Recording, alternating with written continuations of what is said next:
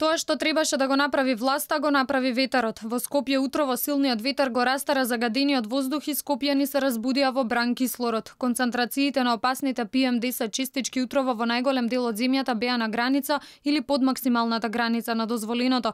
Единствено мерните станици во Струмица, Тетово, Кичево и Кочани регистрираа високи концентрации на PM10 честички.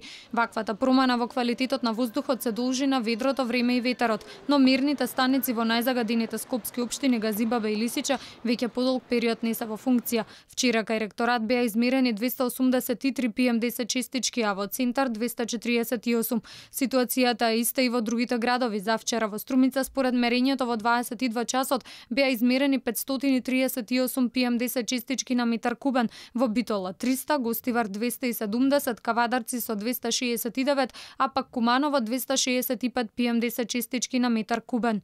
И покрај тоа што два последователни денови бројките на смртоносните честички се запрепастувачки и се 10 пати над дозволеното, властите не воведоа вонредни мерки. Тие поради алармантното загадување издадоа само препораки до граѓаните, меѓу кои се користење јавен превоз, правилно користење на печките за дрва и ограничено движење на отворен простор на децата, старите и хронично болните лица. Пред 3 дена министерот за здравство Венко Филипче најави дека хронично болните бесплатно ќе добијат маски за заштита од аерозагадувањето. Заменик министерот за животна средина Јани Макрадуле пак со спротивен став од Филипче. Тој во онлайн разговор додека одговараше на прашања поставени преку социјални мрежи изјави дека тие сакаат да се справат со загадувачите, а не да им купат маски на сите луѓе. Од УХМР најавија дека ветрот и ведрото време ќе се задржи во следните денови, што значи воздухот би требало да остане чист барем до викендот.